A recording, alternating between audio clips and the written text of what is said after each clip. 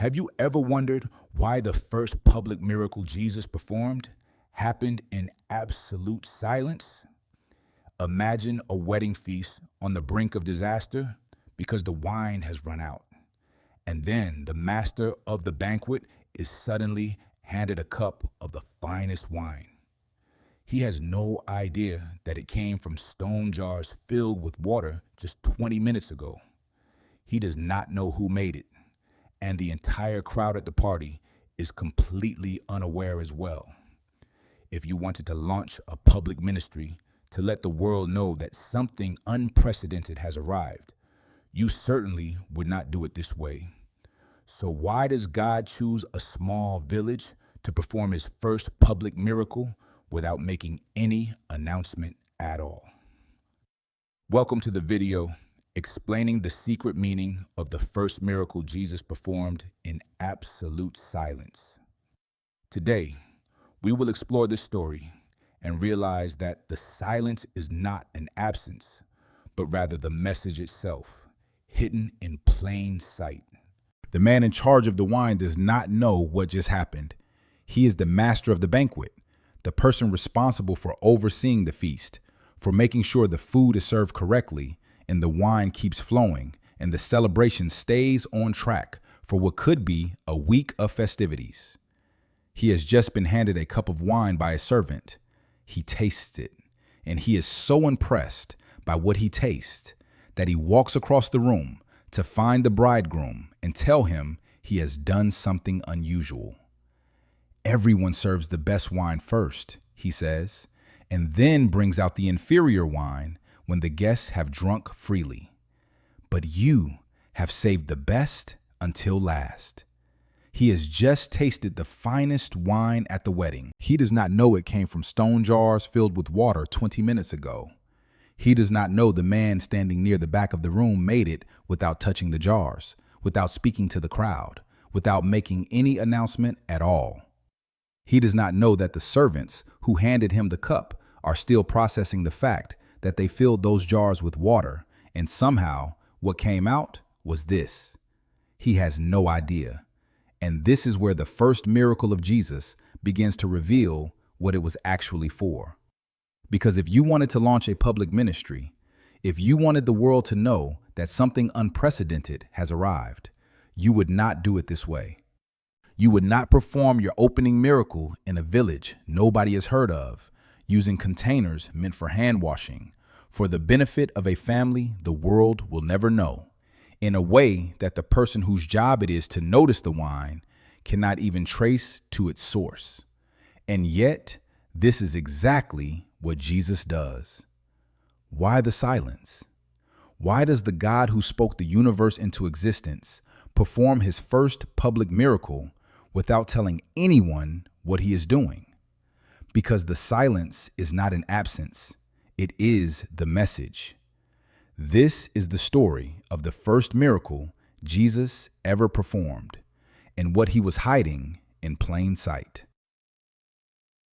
It is the third day. 3 words that in the Gospel of John are never accidental. John tells us this at the very beginning of the chapter, before the wedding, before Mary, before the wine runs out. On the third day, there was a wedding in Cana of Galilee. John uses the same phrase, the third day, for the morning the tomb is found empty. He uses the language of resurrection to introduce the first miracle of the ministry. The very first sign Jesus performs is set on what John's gospel codes as a resurrection day. Nobody in that wedding hall knows this, but John knows it, and he wants you to know it too. The village is Cana, a small settlement in Galilee, far enough from Jerusalem that its exact location has been debated for 2,000 years. This is not a prestigious venue. This is not the kind of wedding that would make the social registry of first century Judaism. It is a village wedding with village resources and the particular anxiety of a village family that has underestimated how much wine a week-long celebration is going to require. Jewish weddings in the first century were not one-evening affairs. They could last up to 7 days, a week of feasting and celebrating, and the kind of sustained community joy that the ancient world understood as the appropriate response to 2 families becoming one. Wine was not optional. Wine was the symbol of the celebration itself, the marker of blessing and abundance, the thing whose presence said, something good is happening here. When the wine runs out in the middle of a wedding, it is not an inconvenience, it is a catastrophe. The shame of it would follow a family for years, in a village where everyone knows everyone, where the wedding is the social event of the season, where the memory of what went wrong at the banquet becomes the story that gets told every time the family's name comes up. Running out of wine is not a catering failure, it is an honor failure. And honor, in first century Jewish culture, was not a personal feeling. It was a social reality with consequences that lasted. Mary notices first. She comes to Jesus and says 3 words in the original language that carry more weight than their brevity suggests. They have no wine. She is not asking a question. She is not making small talk. She is placing the problem before the one she believes can solve it, with the confidence of someone who has watched this man for 30 years and has reason to believe that a shortage in someone else's household is not beyond his concern. Jesus answers her in a way that has troubled readers for centuries. Woman, what does this have to do with me? My hour has not yet come. The word for woman here, gyne in Greek, is not a cold word. Jesus uses it at the cross when he entrusts Mary to the beloved disciple. It is a respectful address, but it is also a word of distance, a gentle reordering of their relationship now that his public ministry has begun. He is no longer simply her son. He is the one whose hour belongs to the Father. And the hour, when John says it has not yet come, is a phrase that will appear again and again in this gospel until it finally arrives. At the cross, the hour Jesus refers to at Cana is not the hour of this miracle. It is the hour of his death. It is as if he is saying, this is not yet the moment toward which everything is moving. That moment is still ahead. That moment is Jerusalem. But Mary does not debate him. She does not press the theological point. She turns to the servants and says something that may be the most quietly powerful sentence in John's gospel. Do whatever he tells you. She does not know what he is going to do. He has not told her. He has, in fact, just indicated that the time for the thing she is implicitly asking for has not arrived. And she turns to the servants and tells them to obey a man who has not yet given them an instruction. Stay with me, because this is the first act of faith in the Gospel of John. Not a declaration of belief, not a theological confession, not a prayer, an instruction given in advance of understanding to people who will be asked to do something that will make no sense until it is finished. Do whatever he tells you. Before you know what he will tell you, before you can evaluate whether it is reasonable, before the instruction arrives. That is the shape of faith in this gospel, and it will be the shape of faith for everyone who encounters Jesus from this chapter forward. But there is something else in this scene that John wants you to see before the miracle begins. 6 stone jars. 6 stone water jars standing against the wall. John mentions them in a single verse, almost parenthetically, the way a writer includes a detail he knows the reader needs but does not want to slow the narrative for. Now there were 6 stone water jars there for Jewish rites of purification, each holding 20 or 30 gallons. 1 verse, 6 details compressed into it: the number, the material, the purpose, the capacity, and every single one of them is doing theological work. Start with the material.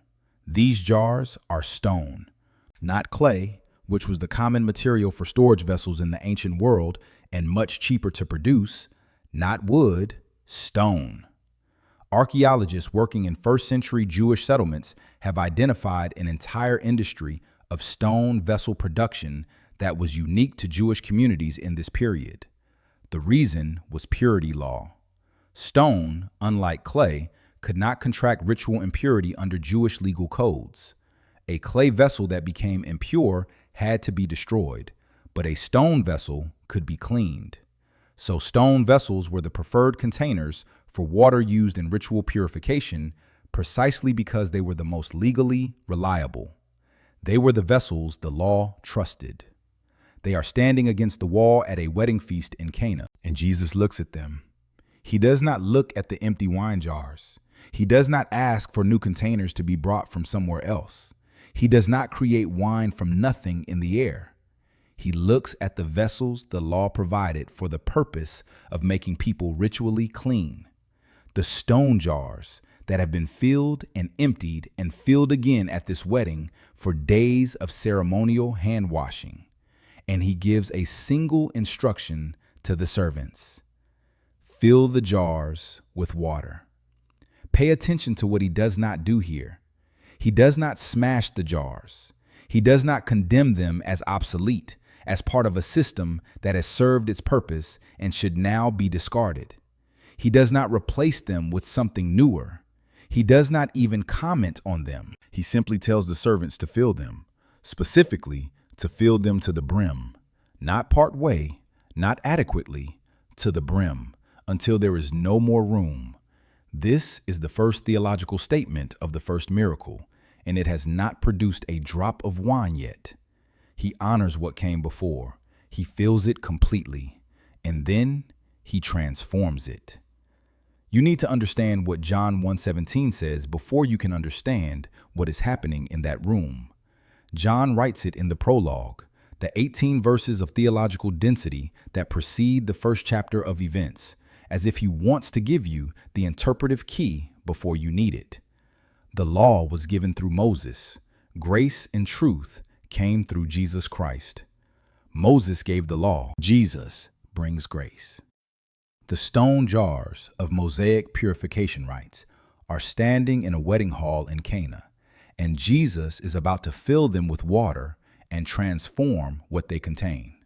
The water of the law, the water of purification, the water of the old covenant system for making people clean enough to approach a holy God, becomes wine. Not just any wine, the best wine, but we will get there. Augustine, in his tractates on the Gospel of John, written in the early 5th century, made an observation about this moment that has not been improved on in 1600 years. He wrote, "Prophecies are fulfilled, the water pots are full, but that the water may be turned into wine, Christ must be understood in that whole prophecy." The jars, in Augustine's reading, are not furniture. They are the entire Hebrew prophetic tradition, filled to the brim, waiting to be understood. And what transforms their contents is not a new system, but a person standing in the room with them. Jeremiah 31, written 600 years before this wedding, contains the promise that sits behind Augustine's observation. God tells Jeremiah, "The days are coming when I will make a new covenant with the people of Israel. It will not be like the covenant I made with their ancestors. I will put my law in their minds and write it on their hearts. Not on stone tablets, not in stone jars, on hearts." The prophet wrote it. The jars held it. The man standing in the wedding hall fulfills it. And this brings us to the number 6 jars. Biblical numerology in the Hebrew tradition assigns significance to 7 as the number of completeness. 7 days of creation, 7 days of rest, the 7th year of Jubilee. 6 is one short of 7. 6 is the number of the day before the Sabbath, of the thing that is almost but not yet complete. John's gospel records 7 signs of Jesus, and the first of them happens in a room with 6 stone jars. The partial gives way to the complete. The almost becomes the already. The number of the jars is itself a small sermon preached in silence, and Jesus does not add a 7th jar. He takes the 6 that are there, the partial, the incomplete, the not yet finished vessels of the old order, and he transforms what they contain. He does not wait for completion to arrive from outside. He brings completion to what already exists. The servants fill them to the brim. Between 120 and 180 gallons of water. That is enough wine to fill approximately 900 standard bottles for a village wedding in Galilee. A wedding where the wine has already run out. This is not a miracle of sufficiency. It is a miracle of extravagance. And here is what I want you to notice about the instruction that follows, because it is the strangest part of the whole scene. Jesus does not say, "Now watch." He does not call the servants close and tell them what is about to happen. He does not ask them to observe carefully so they can testify to what they have witnessed. He tells them to draw some out and take it to the master of the banquet. Take it to the man whose job it is to evaluate what is being served. Before the servants know what it is, before they have tasted it themselves, before anyone has confirmed that something has changed in those stone jars, just take it. Carry it across the room to the man in charge and give it to him without explanation. They obey. John does not call this a miracle. The Greek word John uses, the word he will use for every extraordinary thing Jesus does in his gospel, is semeion. It means sign, not wonder, not miracle, not display of power, a sign. And signs, in John's theology, do not exist for their own sake. They point. A sign is always pointing at something beyond itself, always asking the person who sees it to look not at the sign, but at what the sign indicates. John 2:11 tells us exactly what this sign pointed at. This, the first of his signs, Jesus did at Cana in Galilee, and manifested his glory, and his disciples believed in him. His glory, not his power, not his ability, his glory. The Greek is doxa, the same word used in the prologue when John writes that the disciples beheld his glory as of the only Son from the Father. The miracle at Cana does not add glory to Jesus. It manifests what was always there. The glory does not come from outside. It breaks through. And the disciples believe, not the crowd, not the master of the banquet, the disciples, the ones who were watching, the ones who were close enough to have seen what the servants did with the jars, the ones for whom the sign pointed clearly at something they recognized. Everyone else got the wine. The disciples got the meaning. Now we come to the man who does not know. The master of the banquet has been handed a cup. He does not know which jar it came from. He does not know that the jar was filled with water 20 minutes ago by servants following an instruction they did not understand. He does not know that the man standing near the back of the room said 6 words to a group of servants, and that those 6 words are the reason this cup exists at all. He tasted, and what he tastes is so good, so unexpectedly, embarrassingly good, that he has to find the bridegroom and say something about it. This is not the polite compliment of a man doing his job. This is the genuine surprise of someone whose palate has been evaluating wine all evening and who has just encountered something that should not be here. The wedding has been going on for days. The good wine was served at the beginning, when the guests' senses were freshest and the impression mattered most. The inferior wine comes later, when the guests have drunk enough that the quality is less noticeable. That is how it is always done. But this wine is better than anything served at the beginning of the feast. It is better than the wine the family chose for their most important guests on their most important day. It is better than anything that should exist at this point in the week. He walks over to the bridegroom. Everyone serves the best wine first, and then the inferior wine when the guests have had too much to drink. But you have kept the best wine until last. He has no idea. The bridegroom, who is receiving a compliment for wine he did not provide, probably has no idea either. He accepts the compliment. The party continues. The wedding is saved. And Jesus is standing in the room where all of this is happening and has said nothing to the crowd, announced nothing, drawn no attention to himself, claimed no credit for the rescue of a family's honor. Three groups of people know what happened. Mary, who asked and trusted. The servants, who obeyed before they understood. And the disciples, who watched and believed. Everyone else is drinking the wine of the new covenant without knowing who poured it. Stay with me, because this is the theological center of the whole scene. Not the transformation of water into wine, as extraordinary as that is, but the distribution of knowledge in the room. Who knows and who does not know is never an accident in John's gospel. The crowd is almost always the last to understand. The insiders, the ones who were close, the ones who were watching, the ones who did what they were told before they were given a reason, are almost always the first. The master of the banquet represents everyone who receives the benefit of the kingdom without recognizing its source. He gets the wine. It is real wine. It is better wine than anything he has tasted all evening. The miracle is fully operative in his cup, even though he has no idea a miracle has occurred. But he does not get the meaning. He gets the cup. The disciples get what the cup points to. And here is what that means for the way you read the rest of John's gospel. Every sign Jesus performs will follow this pattern. The blind man receives his sight. The Pharisees argue about whether the healing happened at all. Lazarus walks out of the tomb. The chief priests decide this is the moment to have Jesus killed. The crowd that watches the feeding of the 5,000 decides they want to make him king by force because they want more bread, not because they have understood what the bread means. The sign is always available to everyone.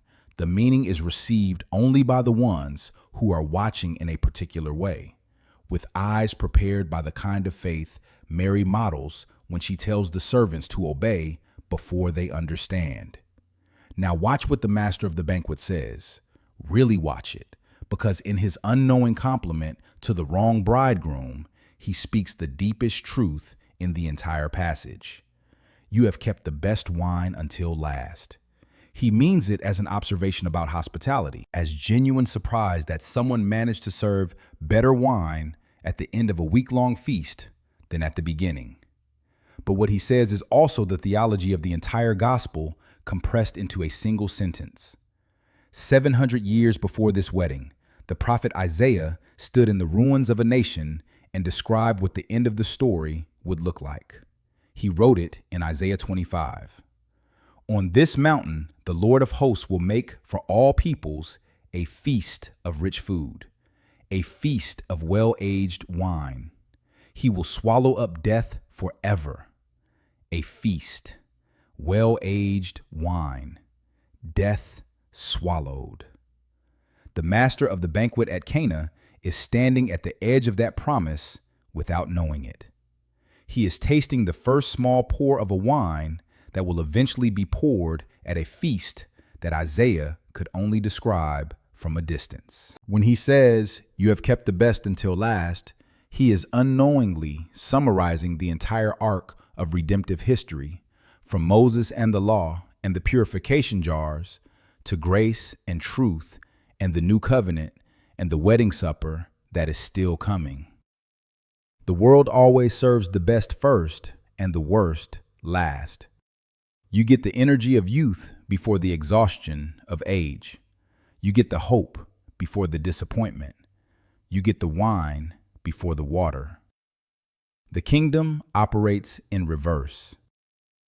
The best wine at Cana comes at the end of the week, out of purification jars, produced without announcement, tasted by a man who does not know who made it. And what that sequence tells you, if you are one of the ones watching, if you are one of the servants who filled the jars, if you are one of the disciples for whom the sign is a sign and not just a cup, is that the best of what God does always comes later than expected, through vessels that seem to exist for a different purpose, without the fanfare you were trained to look for. Pay attention to this, because it is the detail that should change the way you read your own story. The disciples believe at Cana because they see the sign for what it is. The fact that no announcement was made, that the crowd did not know, that the master of the banquet complimented the wrong man. None of this diminishes the glory. It concentrates it. It directs it toward the ones who were close enough and paying enough attention to catch what was actually happening. The kingdom does not announce itself to the room. It reveals itself to the ones who are watching. And now the pattern this miracle has been building from its first verse completes. On the third day, the resurrection day, a wedding begins. The wedding where the true bridegroom is not the man getting the credit.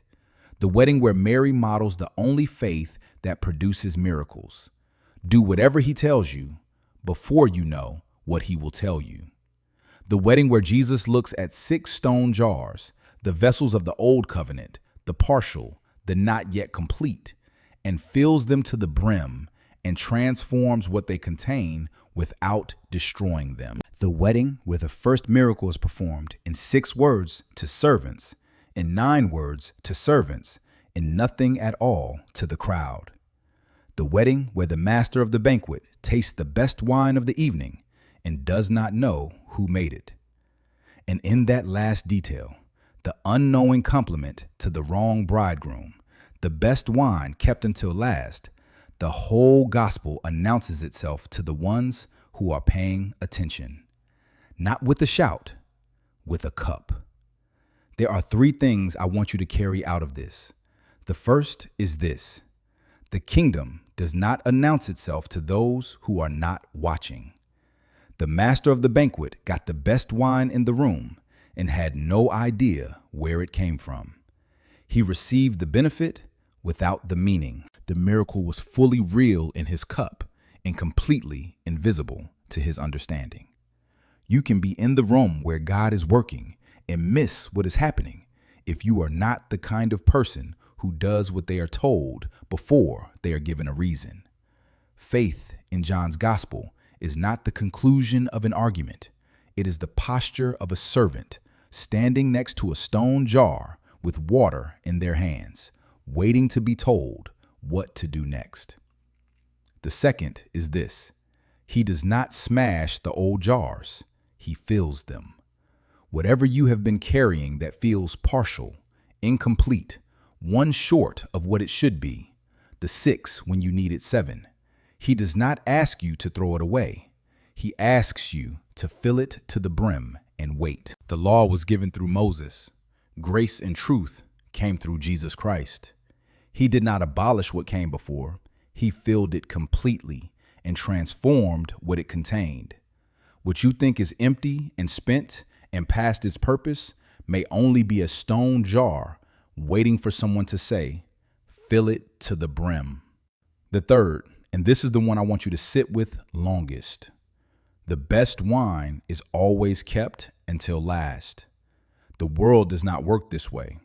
The world gives you the best at the beginning, the youth, the energy, the open road, and then the quality gradually declines until you are drinking the inferior wine at the end of the week and remembering how good the first cup was. But the kingdom of God has always operated on the Cana principle. The best has been kept, not forgotten, not delayed carelessly, kept intentionally, deliberately, for the moment when its arrival is most surprising and its quality most undeniable. Isaiah saw it from 7 centuries away. The master of the banquet stumbled into it without knowing. The disciples saw it and believed. Whatever you are in the middle of right now, whatever week of the feast you think you are in, however much you feel like the best of your story is behind you, however long the wine has seemed to be running low, the Cana principle has not been suspended in your case. The best is not behind you. The best has been kept. It comes later than the world told you to expect it. It comes through vessels you would not have chosen. It comes without announcement, without fanfare, often without the crowd even knowing what has happened. But if you are one of the ones watching, one of the servants standing next to the jars, you will know, because you filled them. You were there. If this video meant something to you, leave a comment below with the words, "Fill me to the brim." Just that. And if you know someone who believes the best of their story is already behind them, someone who is drinking the inferior wine and has forgotten there is another kind, share this with them. Not because it will immediately fix everything, but because sometimes the most important thing a person can hear is that the master of the banquet has not yet made his final announcement. The best wine is still in the jar, and it is better than anything you have tasted yet. We will see you in the next one.